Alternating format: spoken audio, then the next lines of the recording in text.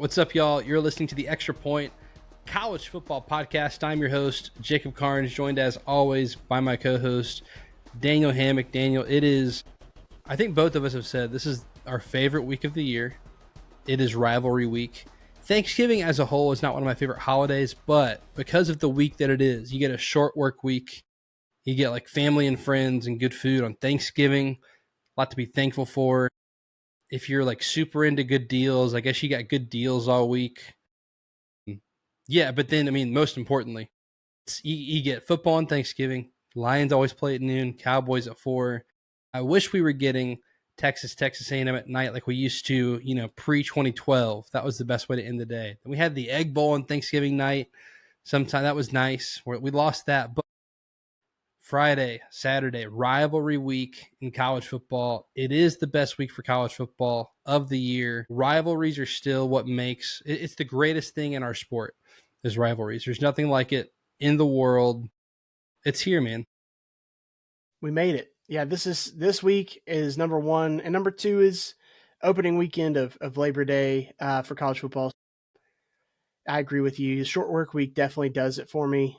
And then there's just something about like meaningful football. Like the week one ones are awesome, but this is like, especially now with 12-team playoff, you're punching your ticket, you're stopping somebody, you're ruining their chance. So it's just a great time.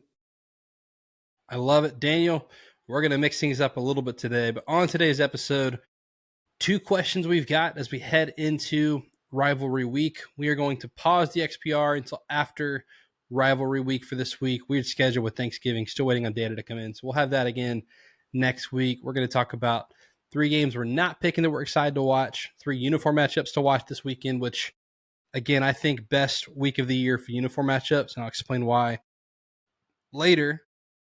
We'll pick 4 games against the spread. We're going to pick the Invesco QQQ. I'm just kidding. The clean old fashioned hate. Lone Star Showdown, Texas and Texas A&M. The game, Michigan and Ohio State. I don't know what we're calling Tennessee Vandy, but it's an in-state rivalry, and that one means a lot more than it usually does this year. Isn't that something about 3 stars? Maybe. I'll look this up before we get to it.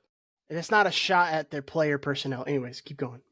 No. It's the flag. I like the Tennessee state flag, by the way. Good state flag. It's a good one. And then our updated college football playoff predictions. And Daniel, I'm going to dive into. I've got 2 here. I've got my one that if we're projecting the way games will play out, what I think should be the 12.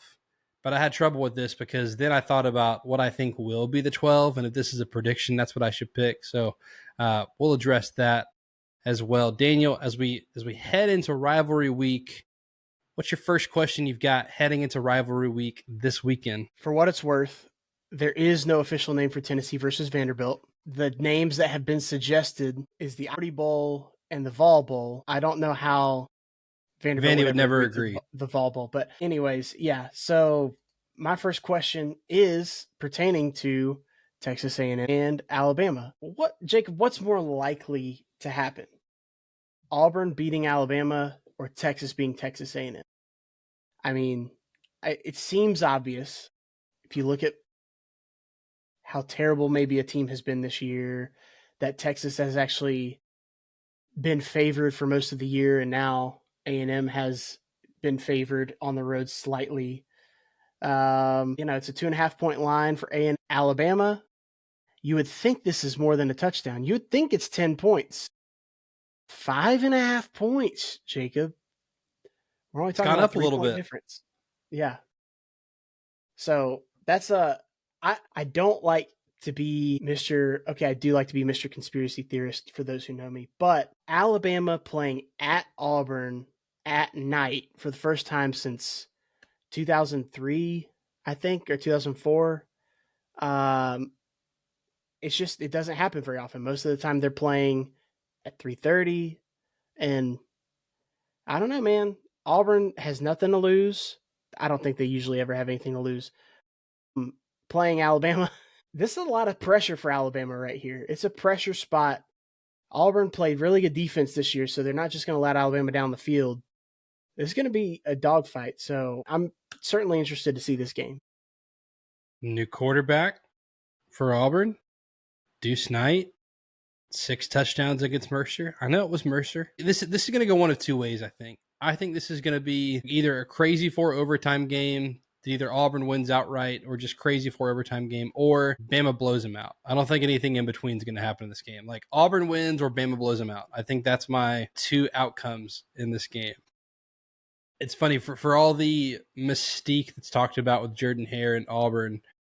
It's funny because it seems to creep up on Alabama specifically, because other teams have had no problem winning at Jordan Hare, but it's an odd year, and hey, Saban lost more than once at Auburn, so excited to watch that one.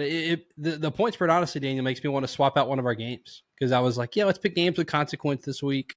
All of our games are ranked v ranked AP games, but that one, the point spread's making me think we should have picked that one. That should be a good one. All right, my first one, Daniel. What matchup this week will have the largest impact on the season? An Iron Bowl, I wrote as one of them. You've got the Clean Old Fashioned Hate, which we're going to talk about. Lone Star Showdown. You've got the game, Vandy, Tennessee, we're going to pick. Oklahoma, LSU. Is that just my mystique with LSU saying they've got a shot in this? Oklahoma's defense is going to keep them in any game. I think LSU's defense is pretty good if they're going to actually, show up and play the game on Saturday. So I don't think, that's going to be another Missouri-Oklahoma game of no scoring in that one. But yeah, I think I'm excited to watch and see. It's rivalry weekend. I know the tropes of, throw the season out the window, throw the point spread out the window. It's rivalry week. I don't know about that. That's not, that hasn't always correlated to the tropes of that, but I am excited to see if one of these teams upsets the other one, and maybe one of these games where it's the Super Bowl for the other team, right? Like it's maybe one team has everything on the line, the other team has nothing to lose, and it's their Super Bowl. Like, right. So you get that, if you're going to get someone's best effort of the season where, yeah, it might be, oh, well, they're, playing for a bowl game. They haven't played like this all season, and now they give their best effort in a game like the Iron Bowl. So excited to see which matchup will have the largest impact on the season, because you could have the outcome of some of these games impact like multiple playoff teams. If, someone gets out and a couple more teams get in as a result, or someone's resume gets worse. So excited to see the impact of that this weekend. Daniel, what's your second question? Yeah, my second one still, of course, we're right here talking about the playoffs. So what conference is more likely to get a second college football playoff team in? Is it the Big 12? Is it the ACC? You and I both put these on notice as being, single team representation in the CFP, single team conferences. So will the ACC get somebody in? I guess you're looking at Miami, if that's a possibility. Is Miami good enough with a win versus Pitt? Because they have to beat Pitt versus, the Big 12 with a couple of folks still in that. Obviously Texas Tech is in there as the top dog, but Utah stayed alive last week. BYU's technically still alive. So, there's definitely some opportunities there. That Utah game was unbelievable.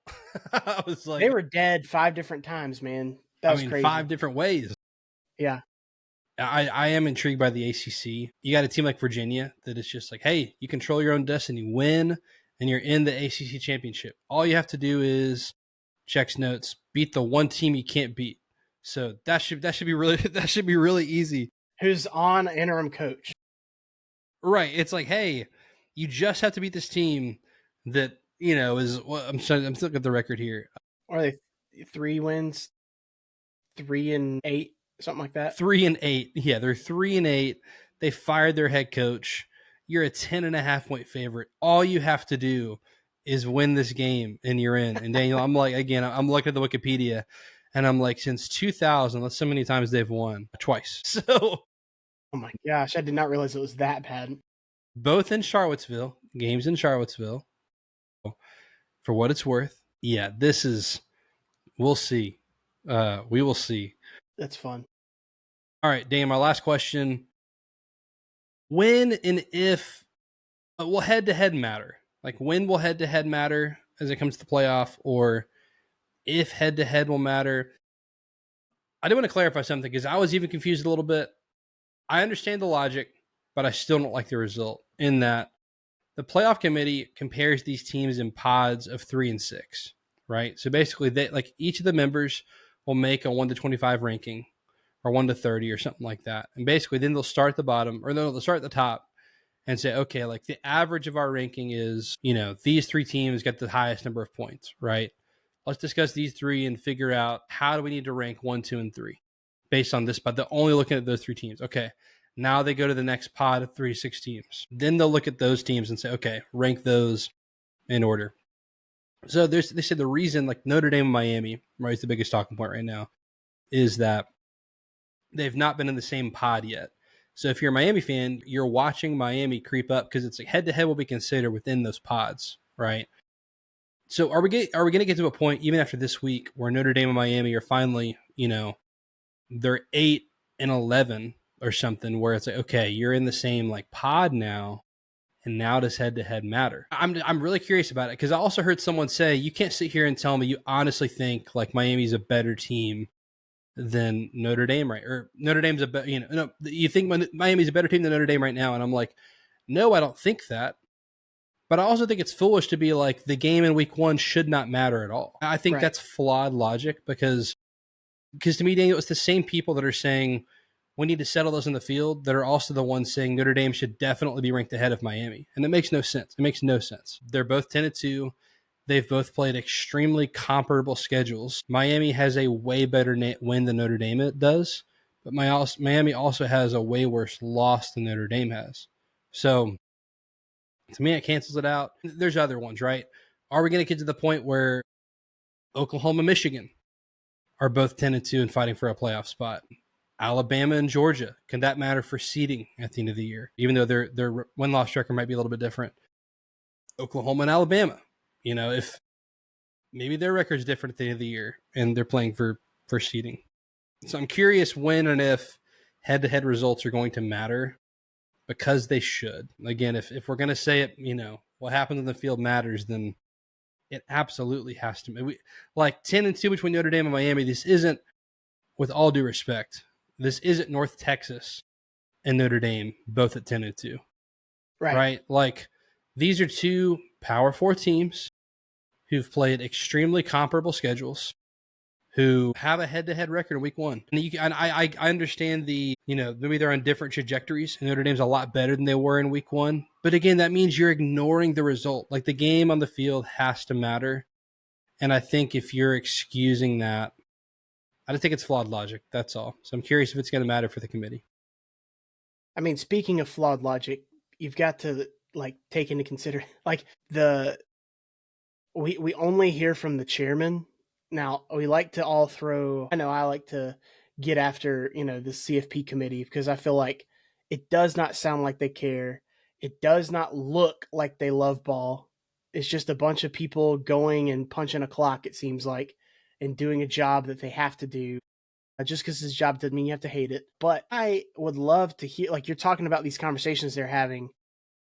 I would love to hear, if there is a voice of truth, a voice of reason in there that is speaking logically about everything, and they are hamstrung by the numbers of, well, this is how we do it. We do it in these pods, and we have to let the process play out. But there is someone saying, guys, this doesn't make any sense. You've got if I knew there's someone in there that is logical, I would feel, I guess, better about it. But in general, I mean, how much money would they make, Jacob, if they just streamed that? If they just streamed those meetings and had, you didn't have to have Heather Dinich waiting outside with a glass against the door, hoping she hears something. You could just say, hey, if you want to pay this extra subscription, whatever, pay-per-view to watch, them. I mean, every college football fan would buy that, in a second. How about this? ESPN is already paying for an hour time slot for a rankings reveal that is pointless. Why don't we actually show some of the process? Show us cut up clips from them discussing it. You know how many more viewers you'd get and how much more that advertising budget could be, through the roof? Yeah, I'm with you. It's ridiculous. Okay. Daniel, What are 3 games we're not picking that you're excited to watch this weekend? I imagine it's probably more than 3, but what are the games we've got our eye on? I did narrow them down, but first quick team of the week for this past week is Pittsburgh. Congratulations to the Pittsburgh Panthers. You and I both called that game as far as picking them to win over Georgia Tech. It was a difficult one for me to pick.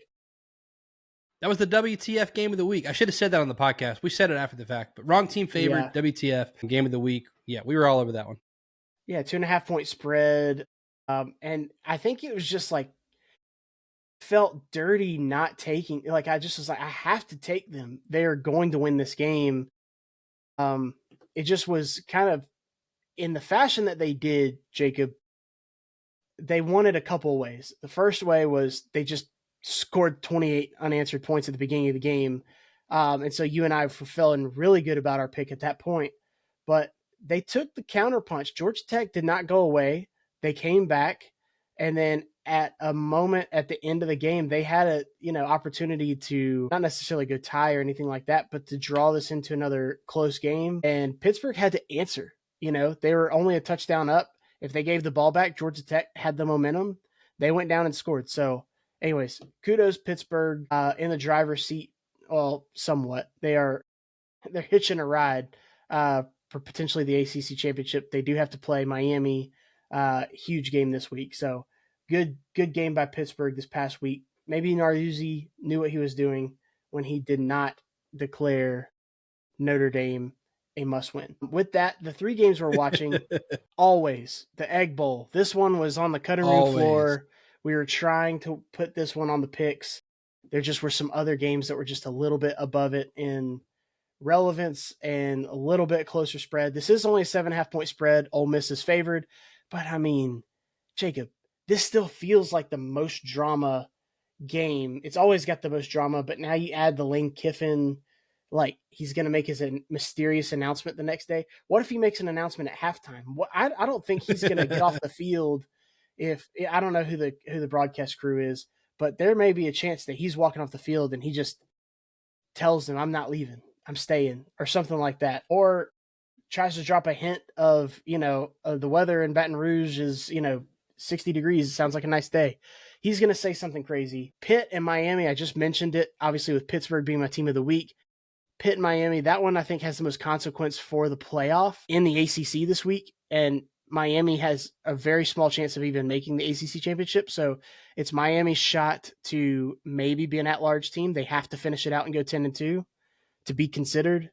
And then on the flip side, obviously Pitt trying to make the ACC championship. And last but not least, the Iron Bowl. How are we not picking the Iron Bowl? Well, again, we've got some games we have to pick. And Iron Bowl is just not one of them, and it's Auburn's fault. Maybe it won't be like this next year. I hope so. But even with Auburn, with an interim coach, they're at home at night with a 5.5-point spread for Alabama. So that's going to be a fun one. So I'm looking at that one. I'm going to have all eyes on that, especially since all the other games we're picking are either Friday or early Saturday. So my eyes will be glued to the Iron Bowl in the nightcap on Saturday night. Yeah, obviously mine will too. Love rivalry weekend. Daniel, the uniform matchup of the week surprised me. Penn State and Nebraska is what won it for me. It's something about those NBC cameras too. They just look a lot better. That broadcast is so crisp always. Yeah. The red pants, it worked a lot better than I thought it was going to. The blue versus red at night, it just looked I had it on a quad box on TV, and I was like, yeah, that one just like it sticks out with the matchup, right? Very simple, but very clean. Colors pop. I loved it. Excellent game. Daniel, this is the best weekend for uniforms of the college football season because a lot of rivals have opposite colors. And so you get a lot of heavy contrast this week in rivalry week because usually always one school is started before the other. And so when you start another, like especially in-state school, you typically go some form of opposite colors. So Iron Bowl is a good example, and that's one of the ones that's making the list this week for uniform matchups to watch. The Iron Bowl. You've got the blue and orange against the crimson and white of Alabama. So that one always looks good, especially when it's at Auburn. I think it's the best version of the uniform matchup in this rivalry. That one's excellent. Two more that I think might be the uniform matchup of the year. One, the game. And again, I'll say this. This is on Michigan. For the love of God, Daniel. This game is in Ann Arbor. What do we want? We want maize pants. We want maize pants. Shirts and their normal helmet. We want maize pants. This is the important part. I don't know why Michigan's been all, big game, all blues. It's horrific. They should be arrested. The people making these decisions should be held accountable. Straight to jail.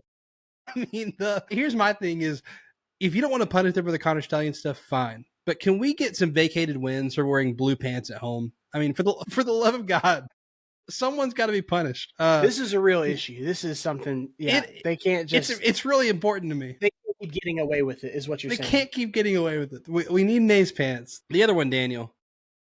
Only a few rivalries wear color v color, and some have done it sometimes. One does it every year. Do you know where I'm going? I feel like you've got a curveball. It's probably something. Not a curveball, just a Big Ten game. Okay. That might confuse you. And there's my hint. Okay. You're going to sunny California, aren't you? Bingo. USC versus UCLA. Yeah. They do color v color, and it's awesome. And usually I'll say, if you've got same color pants, sometimes it's like, that's a little, it's two different shades of gold. Don't love that. But, dude, that powder blue against that, what do they officially call USC's red? Is it scarlet, crimson, maroon? I don't know. It's really good looking on the field. So that's always one of my favorite ones to see is USC versus UCLA, color v color. Excellent, excellent. It's gold and cardinal. Thank you. Cardinal and gold. There you go. So very much looking forward to that one on Saturday. Are they playing Friday or Saturday? I think it's Saturday. They're Saturday. That one will look great on TV. I did have some bonus ones because, again, it's a great week for uniforms, Daniel. So if you'll permit me, I have 4 more to mention. Do it. Texas versus Texas A&M will be excellent, especially in Austin. That'll be really good. The burnt orange and the white and the maroon for Texas A&M. Washington and Oregon should be a good one. That'll fly under the radar, but Washington has some good home uniforms, and depending on what Oregon wears, that could be a really good one. Oklahoma and LSU. I knew you were really good. Here. Yeah, I almost made the cut. It's up to Oklahoma as long as they don't wear something weird like they did last week. Yeah, goodness, that you're was right. Not ideal. Horrific. Yeah, so, vacated wins. We got to start punishing these teams. NCAA, do something. They have no power. Florida and Florida State is my last one. This one has looked good, but I think it's usually better in Gainesville because Florida State has some good away uniforms and they can wear either color pants and it look really good. As long as Florida doesn't go, I just don't like Florida's orange, white, orange combo.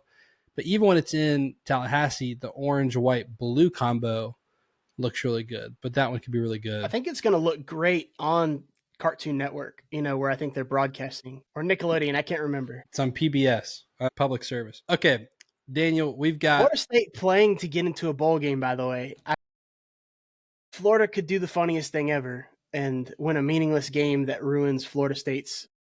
I mean, this didn't ruin Florida State's year. They're going to try to get to the Music City Bowl, but I'm looking at the spread here. What's the spread on this game? Florida minus 2.5. So they're favored. Yeah, it's at Florida home. Favorite, yeah, they are. Okay, so yeah, that one should be a good uniform matchup. Daniel, 4 picks against the spread, and we'll end with our updated playoff predictions. We flipped it up a little bit order wise because our playoff projection will have some game results baked in that we're picking this week. So had to get the picks done first. Let's start on Friday at 3:30. The extra point will be on the scene in Mercedes-Benz Stadium for the Invesco QQQ Atlanta Gridiron Classic. Some people are asking, is this the best ever matchup in the Invesco QQQ Atlanta Gridiron Classic? The answer is yes. It's the only matchup so far. Georgia is a 13.5 point favorite in the clean old-fashioned hate. I joke about the name of the game because it's horrible and because Georgia Tech sold a home game in one of the great. I really do believe this. You and I have both been to games in Bobby Dodd Stadium. I think it's one of the greatest venues in college football because, dude, I love college football because of for a lot of reasons. Old stadiums that you can tell it's like it started one way and it just got added onto. You've got one of the oldest stadiums in college football in an urban downtown Atlanta. It's a gorgeous place to watch a football game. Really not a bad seat in the house. It stinks that this game is not on campus. But Georgia, a 13.5 point favorite. I do have a question. Is this a like true neutral site game? Like I know Georgia Tech like gave up a home game, but aren't the Georgia tickets Tech is from considered the home team because they got the initial ticket allotment and everything. This is still Georgia Tech's home game. They've like done this with Mercedes-Benz for other teams, and so I think that they've been able to have that as some sort of a deal. Like, is Georgia going to have an end zone painted with their name on it? Or is Georgia Tech going to be in both end zones? No, yeah, they're going to have both end zones. Okay. It's going to be a Georgia Tech home game at MBS. Yeah. So. Because Georgia Tech usually has a lot more fans than Georgia fans whenever they play this game. So definitely a home game. For sure, more Georgia Tech fans. Daniel, where are you going in this one? Georgia favored by 13.5. Tech could not knock Georgia out of the playoff, but at least make it, I don't know. I think Georgia's in. But they could at least get a Super Bowl win in this one. 13.5 is the spread. This game had a lot more consequence before the Pitt game last week. Georgia Tech could at least make a case for the playoff with a win. Where are you going to this game in Atlanta? Yeah, you're right about that. And you're right about Bobby Dodd. It's a great place to watch a game. I've seen nearly 50 games there, which is crazy to think. Mercedes-Benz is very nice.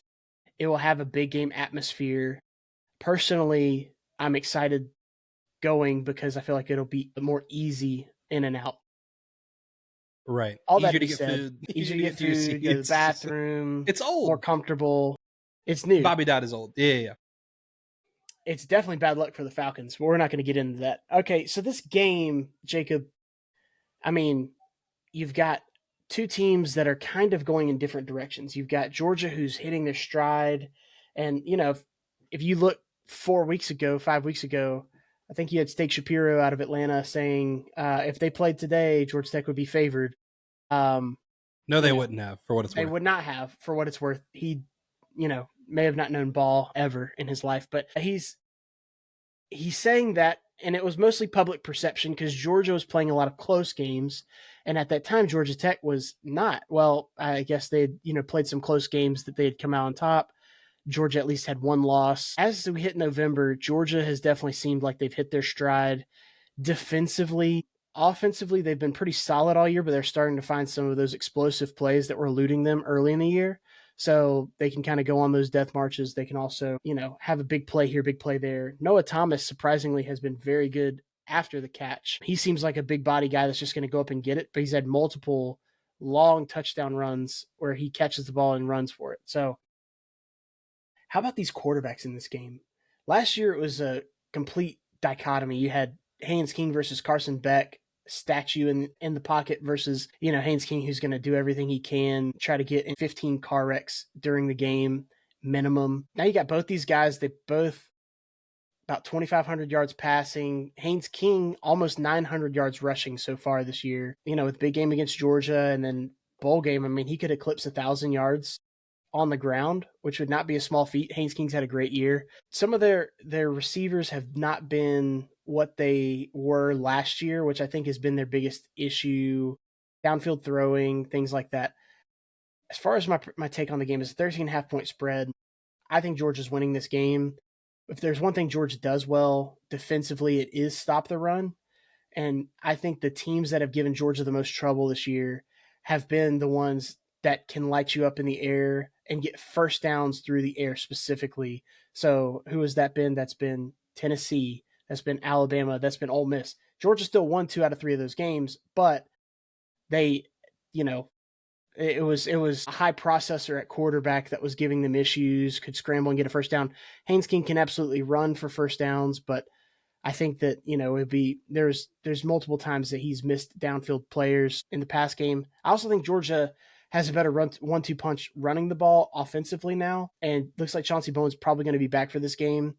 But seeing Nate Frazier hit, Yeah, seeing Nate Frazier hit his stride regardless has given me confidence in them. See what Bo Walker did last week. I mean, I know it was against nobody, but 3 touchdowns. And then Gunnar Stockton just seems like he's made for this moment. It just seems like it's in his DNA. He's not scared of this. He doesn't run from it. I know a lot of people are going to look at the past 2 years, which has been great job by Brent Key and co. having closer games. 2 years ago, I believe it was a 9-point victory for Georgia or 8 points, something. It was much closer than normal. And then last year, of course, the 8 overtime, the great N8 call by Joe Tess, which again is calling this game again, which that's fun. But an 8 overtime game, I think has a lot of people, thinking Georgia Tech or it's going to be a close game. I'm not saying it's not, but I'm going to lay the points. How about that? Minus 13.5. Give me Georgia. I think this is a team that's, ready for this situation. They're have nothing to look forward to because they don't even know if they're going to be in the SEC championship. There's no look ahead spot for Georgia. It is simply the team in front of you. And I just think they're the better team. So I don't think it's going to be like smoke and mirrors, anything like that. I think Georgia's just going to beat them at their own game. I think Georgia Tech will have some success against Georgia. I certainly don't think that it's going to be a blowout, but it's less than 2 touchdowns, and I feel good about that. So give me Georgia, lay the points. Daniel, how many points do you think Georgia Tech needs to win this game? 36, 37. Right. I think the same. I think Georgia's getting at least 35 because here's the thing: like their defense, and this is what we've tried to say all year is Georgia Tech deserves to be ranked highly, although I'm not going to rank them highly in my ballot. Their defense has just been susceptible to being scored on all year. They just never played an offense that could do it. And look, Georgia Tech's gonna. I think they're gonna give their best effort against Georgia. I think you're gonna see Georgia Tech's best game of the year against Georgia. This is their Super Bowl, so I think that you're gonna get Georgia Tech's best effort. But I watch 2 things specifically that Pitt was able to do last week that scares me from Georgia Tech. It's one, Pitt ran the ball at will against Georgia Tech, which opened up the pass game. You're going from that to a Georgia offense that has been elite this year, especially as Gunnar Stockton has gotten more comfortable both with his own game and within the offense. He's doing everything and more that Mike Bobo's asked him to. The Georgia run game's been elite. The offensive line is healthy. They're moving people. That scares me from Georgia Tech. The other thing is, Daniel, I saw the pressure that Pitt was able to get rushing 3 and 4 guys against this Tech offensive line. And this is a Georgia pass rush that has come on since the second bye week. They've gotten better and better. They played a lot of young guys early. And Daniel, they're starting to get home against Florida, against Mississippi State, against Texas. Played nobody last week, but they're starting to get home rushing 4 and 5 guys. To me, if you're Tech, like how you win this game is Haynes King is Superman, which he has been both against Georgia and this season. I think last year, Daniel, he rushed for 110 yards in this game. He led the team in rushing, and he had 303 yards in the air. The problem is, Daniel, they don't have the receivers they had last year that I think can be a threat in this game through the air. This Georgia front 7 has been – the defense has not been up to a Georgia standard, especially the first half of the year, but they've been elite at stopping the run. Daniel, I have a feeling this is a blowout. You said it. These are 2 teams going 2 different directions. Georgia Tech started 8-0. They're now 9-2 heading into this game. Georgia looks like they turned a corner, and I think Georgia Tech can get to 20 points. I don't think they're stopping Georgia from scoring 40. I think this is like a 45-20 game. I think Georgia wins going away in this one. I think Georgia's offense is going to be too much, and Georgia's defense is plenty good enough to, limit scoring to half the possessions. I'll say another glaring thing to watch in this game is Georgia's been one of the best teams in the country in red zone, like points per red zone possession. They're scoring touchdowns in the red zone, and Georgia Tech's defense is 128th in that category. They're letting teams score at will in the red zone. You're going to need a lot of touchdowns to win this game. Georgia has an excellent red zone defense on the other side. I don't think it's close in this one. So lay the 13.5. Give me the dogs in the clean old-fashioned hate. Friday night, for the second time in the last 15 years, we're going to get Texas and Texas A&M. We've got horns up versus horns down, maroon versus burnt orange. This game in Austin, Texas won last year, and a very I say boring game because Texas kind of knew A&M's just not scoring tonight, and we're just going to sit on them. And it was a pretty boring game if you're just a casual fan watching. I liked it because I like watching elite defense, but I get why it was boring. I don't think this one's going to be boring, Daniel. Texas, a 2.5-point dog at home to Texas A&M. Texas A&M 11-0, pretty much locked into the playoff. Texas has, I think, they need a lot of help. You're probably going to hate me saying this if you're an average fan. Texas is not out of the playoff yet. So they still have everything to play for, I think, as well as what makes college football great. You can beat your rival and be able to talk trash all year. That's what college football is all about. Beat your rival, sell some T-shirts. Come on. That's right. 2.5 points, Daniel. A&M favored. Who do you like in this game in Austin? Yeah, last year it did kind of have the feel of like the big brother putting his hand on the little brother's head and he can't reach him, you know? And he was just like, I could stay here all day. That's kind of the vibe I got. This year, that was at Kyle Field. This year at DKR, at home, at night. Gosh, this is going to be so fun, man. I love this. And I think you're right. I'm with you. I think this game's different. I think this one's going to be a high-scoring affair. I think both teams can play good defense in situations, and I think that's what's going to make this game exciting. I think you're going to see two offenses that can move the ball, that have elite players, and then you're going to see moments where they have to do it. And I think you're going to see that go both ways.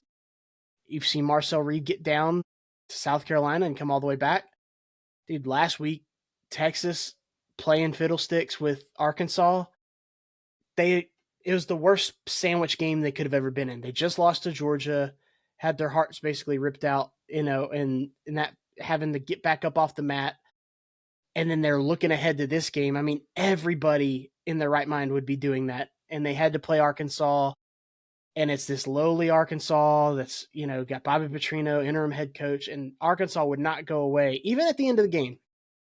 But what it showed me was, yes, Arkansas's bad defense, but 52 points is important against anybody. I'll put that, whether you're playing an FCS school or a Power 4 program.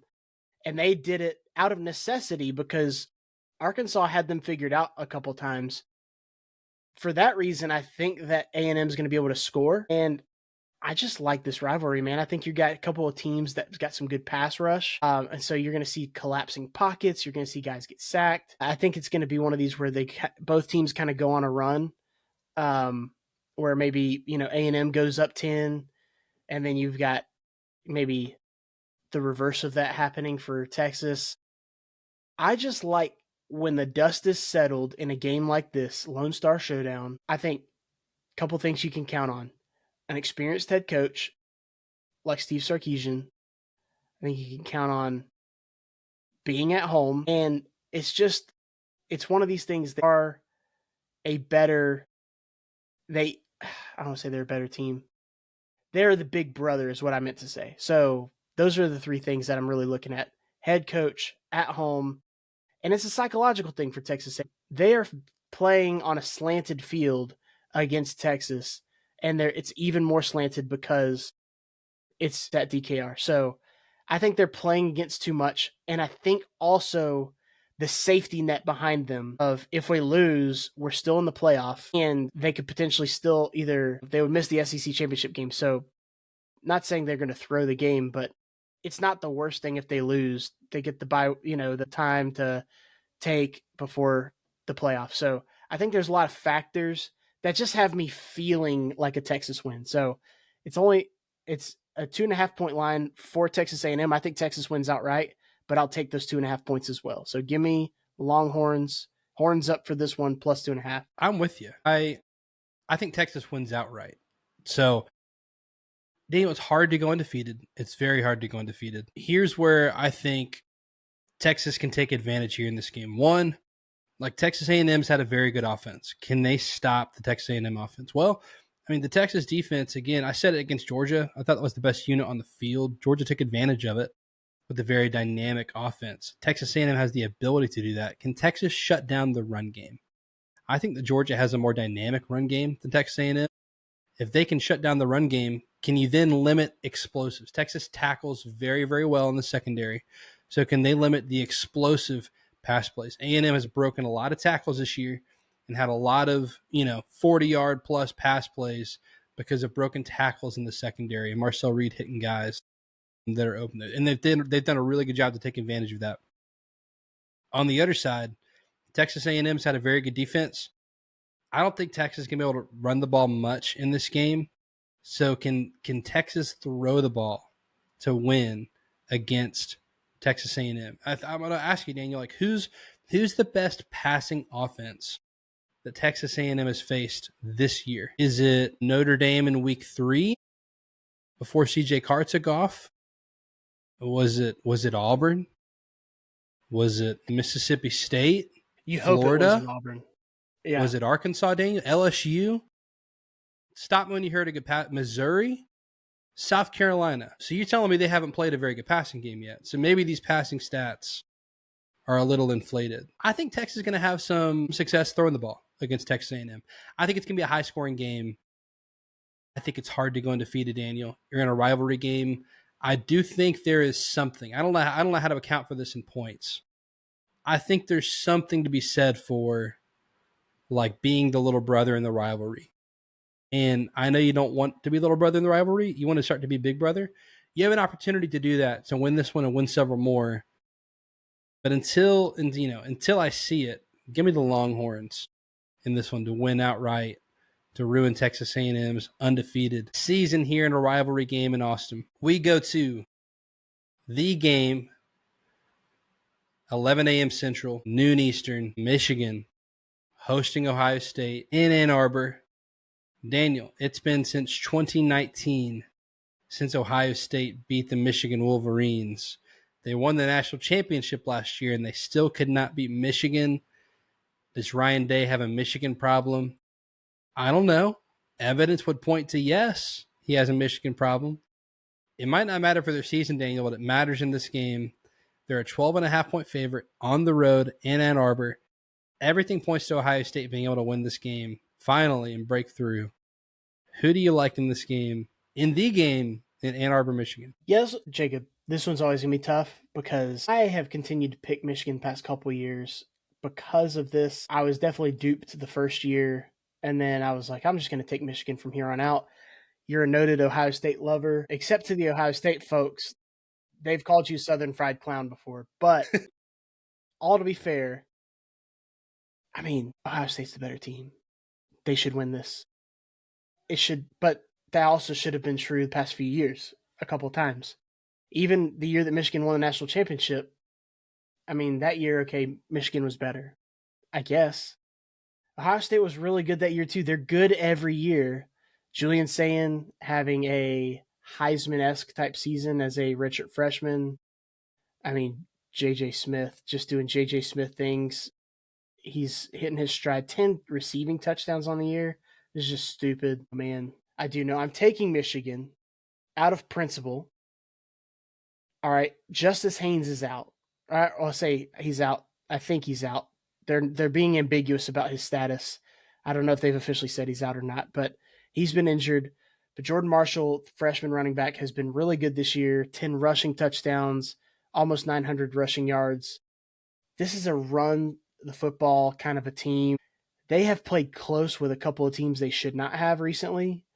I don't know if it's a focus issue, if it's a they're not that good issue, they're not good enough to really, but this is one of those games you do throw it all out. If the teams are close enough and equal enough as far as program-wise, you can do that. You can't do that with every rivalry game because there's always one big brother, one little brother. This is the game for a reason. Both of them have gotten theirs. And Michigan's gotten it more than Ohio State. So it's a 12.5-point spread. I'm taking Michigan plus 12.5, but I'm taking Michigan outright. Bryce Underwood has the legendary game. He's going to take that next step, and he's going to be in the game lore forever that he won this game as a freshman against Big Bad Ohio State. Keeps Ohio State out of the Big Ten championship, and for all intents and purposes, I mean, cements himself as a Wolverine legend at that point. But yeah, I think Ohio State until they prove otherwise, are going to have to show that they can play this game without psyching themselves out. And Michigan's going to try to shorten the game. They're going to try to shorten the game, running the ball, playing keep away, and clamping down on defense. So even if Ohio State wins, I feel good about the 12.5. So give me Michigan and the points. Daniel, I said last year, I think I've picked Ohio State to win this game every year we've done the podcast. Yeah. I think I picked Ohio State to win. We started in 2019 for what it's worth, so. And they won that year. That was the first year. That was it. I went to an Ohio State game that year. I drank the Kool-Aid. I loved it. Like, this is an elite program. You know, we both grew up in the South and thinking the SEC was the best. I was like, Daniel, no, man. Like, they do it right. Yes, I've been an Ohio State fanboy. Drink the Kool-Aid, man. Ever since you saw them dot the I, it was been love at first dot.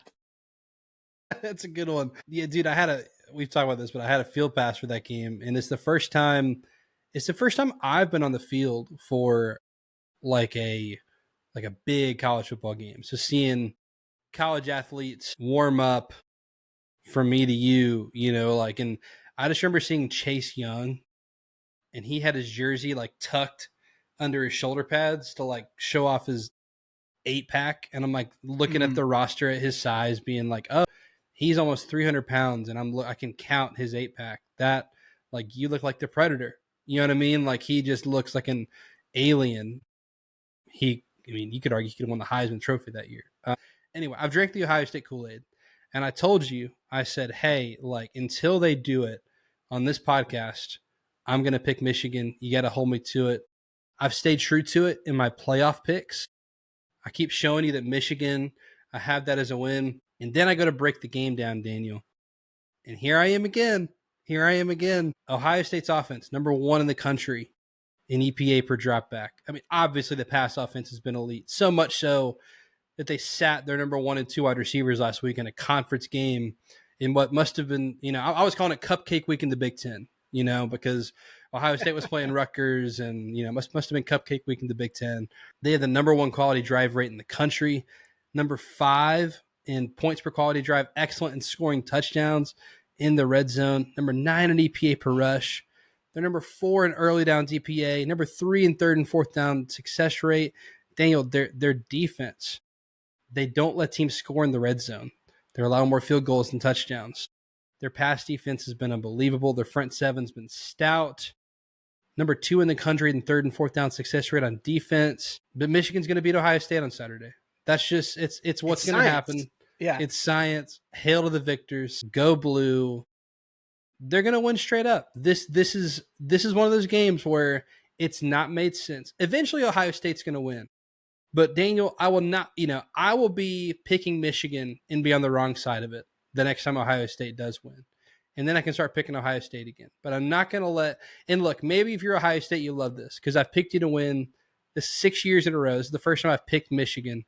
Maybe you finally get it done and you can thank me. And you're like the Corso headgear curse or whatever. It's the Southern Fried Clown curse, picking Ohio State. Yeah. I get 12.5 points, but I'm not going to need them because Michigan wins straight up. I do think you hit the nail on the head. How Michigan wins this game is Bryce Underwood plays like he was the number 1 player in the country. He's not a freshman anymore. He is, 11 games into his college career. No longer I say by November, you're not a first-year player anymore. Like, you've got plenty of reps under your belt. I also think their defense has done some really unique stuff to hold Ohio State in these games in the past. And again, this is a defense, Daniel, that's been a top 15 rush defense in the country still, top 15 pass defense in the country still. I think it's the other side where they're going to have to win the game. Can they throw the ball to win? And can Bryce Young be Superman in this game and become a Michigan legend as a true freshman to beat Ohio State? I think he does it. I think Michigan wins this game straight up. Give me the Wolverine. And have you looked at the weather at this game? I have not. How's 30 degrees with snow shower sound for our Michigan pick? Beautiful. Doesn't that just get you excited? Yes. Like we're on the right side. This uniform matchup in the snow. Ooh, yeah, that'll get you going. As long as there's Mace pants. Michigan, I will change my pick. I will change my pick so fast. So fast. Yeah, give me the Wolverines to win this game straight up. All right. Lastly, Daniel, there is a playoff game on the line in Tennessee Vanderbilt, and Vandy's the one with the playoff game on the line. If they win, I do think they are in. And the playoff committee is going to have a tough time with a lot of two-loss teams. But I'll tell you what, Daniel, I pretty confidently believe a two-loss SEC team is not getting left out of the playoff. So Vandy going on the road to Knoxville, Tennessee, 3.5-point favorites. Who do you like in the nameless rivalry game in Knoxville on Saturday? I-40 Bowl. I-40. I-40 Bowl. Yeah. It's in, what do they call this? They call it Nash Vegas, right? And I've heard Nasty Knoxville, Knox Vegas. I don't know what we're calling it. So that's from a Tennessee fan, by the way. I'm not throwing shade. They said it, not me. Oh my gosh. Is this just not, dude, if you don't love college football, what are you doing if you don't love college football? This is amazing. This game is going to be so perfect. Tennessee is big brother. Vanderbilt is having the season that everybody has, waited for in that, in that community. Diego Pavia is everything they could have ever imagined at quarterback. Tennessee, though, is favored in the game. They're at home, 3.5-point line, which tells you that in a neutral site, this would be a pick 'em. Joey Aguilar having a great year. I mean, Jacob, dude, let's just go back to preseason. Let's think about it. Everybody was like, man, I don't know. Is Joey Aguilar going to be the guy? Is he going to – dude, he's been phenomenal for them. I know they've got 3 losses, but the expectation for them before the year was, man, they'd be lucky to go 8-4, because they lost Nico. It's this whole thing. I forgot Nico existed. Joey Aguilar made me completely forget he existed. He is doing so much with this offense. Like I said, it's a big brother type of rivalry. They're big brother in this one. But Diego Pavia has no older brothers. This man is 30 years old, okay? So I like Diego Pavia to go in here with 3.5 points. I appreciate those. And he's going to go in here and he's going to get the W on the road in Knoxville at Neyland Stadium and ruin all of these fans. Their Thanksgiving holiday is going to be terrible. Christmas will be canceled. Tennessee will ultimately go 8-4 after this.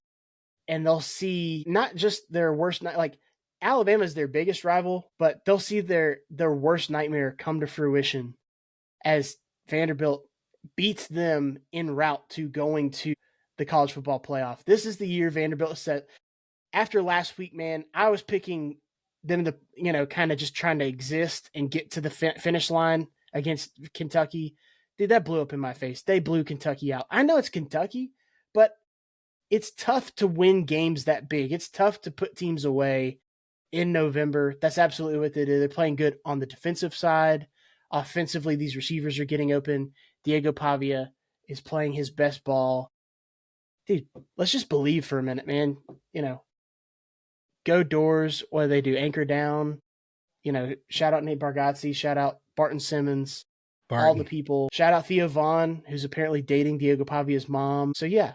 Yikes. Shout out. Yeah, okay. So you said before the podcast we're going to go 4 for 4 here. We're not going to go 4 for 4.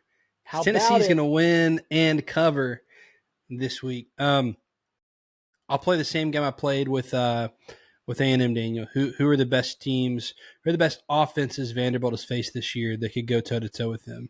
And I'll give you a hint. It's the 2 that beat them are the best 2. It's Texas and Alabama. As far as who has the athletes to go toe to toe with them, I think this is a higher scoring game. But I don't in a higher scoring game.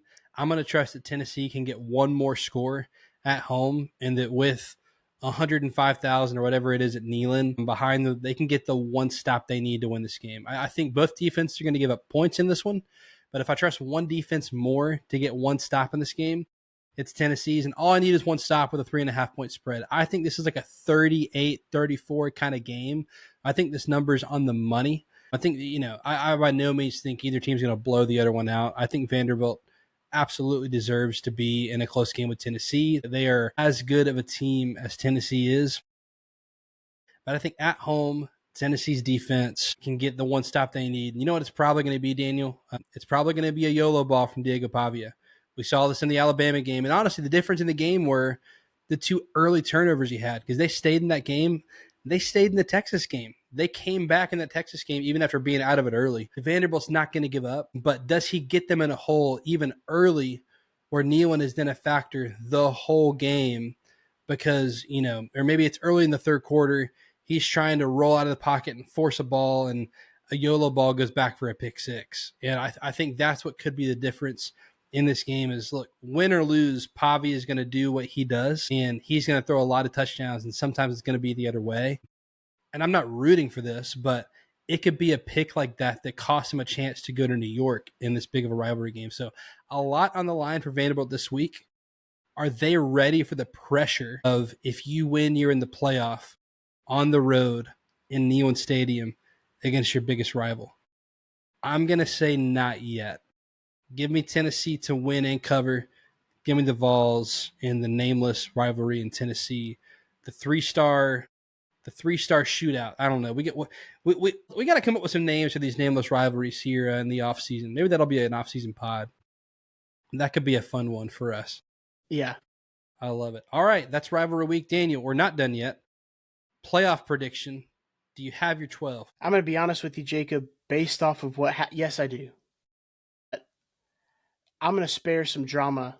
I'm going to cut to your drama, but I have the same 12 because same 12. What I had from last week held.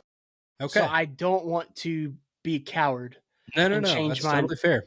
So Pittsburgh is still set up as my ACC champ. They obviously won to stay in the running. Tulane still in the running. All the other teams they won as far as to keep position, keep pace. I will say, if you're technically holding my feet to the fire, I just picked Michigan to beat Ohio State. I still have Ohio State number 1. Sue me, okay? But if, I'll make some amendments at that point. But no, it's the same. So Ohio State 1, Indiana 2, Alabama 3, Georgia 4, Texas Tech 6, Oregon 7, Ole Miss 8, Notre Dame 9, Vanderbilt 10, Pittsburgh 11, Tulane 12. All right, you need some help with Pitt. That's the one. You need some help. You need Virginia to lose to the team they've lost to 23 times in the last 25 years. So that's all you need there. That's it. Okay, Daniel, I've got a couple of changes. I kept my ACC champ as SMU. I think they control their own destiny. They win, they're in. I like that. I'm looking at my one from last week now. Made a couple changes. I kept Michigan over Ohio State, obviously. My 1 seed, Daniel, is Georgia. I've got the 12-1 SEC champ, Georgia Bulldogs, my 1 seed. 2 seed, 12-1 Oregon, Big Ten champ. Here's where I flip-flopped. I put my feet to the fire, and I said, are you really going to pick what you think is going to happen, or just based off of priors? And I was picking off of priors. I think if Georgia gets a rematch, right now I take the Dogs against Alabama. If we actually have to pick this game next week, I'm picking Alabama. I'm just telling you. And then Oregon, Indiana. I think I would pick Oregon. They're starting to get, again, if they get healthy, Daniel, that's a team I don't want to face in the playoffs. 3 Indiana, 12-1 Big Ten runner-up. 4 Texas Tech, Big 12 champ.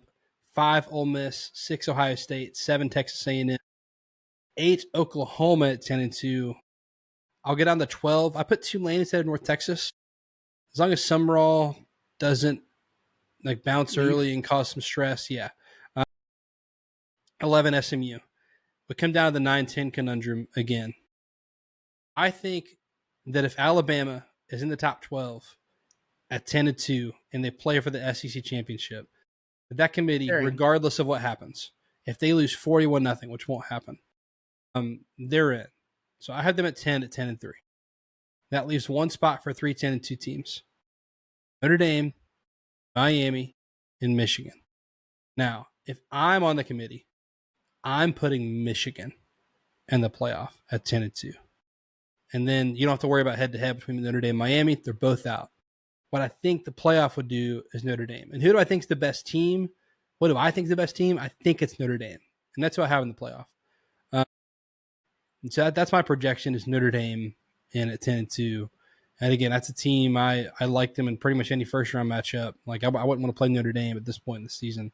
Hilarious stat if you didn't see it. They were up 21-0 before their offense had their first snap on Saturday against Syracuse. That's crazy. They had like 50-something plays and 70 points. That is nuts in that game. It's insane.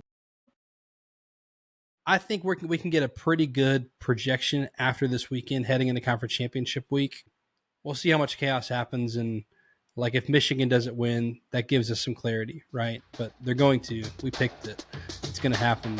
You're welcome, Ohio State fans, for that one. All right, be sure to follow us at the Extra Point Pod on Instagram and subscribe to us there on YouTube. And you can follow Daniel on Twitter at Deep South Daniel. You can follow me on Twitter at Jacob Karnes K. We'll see you after rivalry week before conference championship weekend. See ya.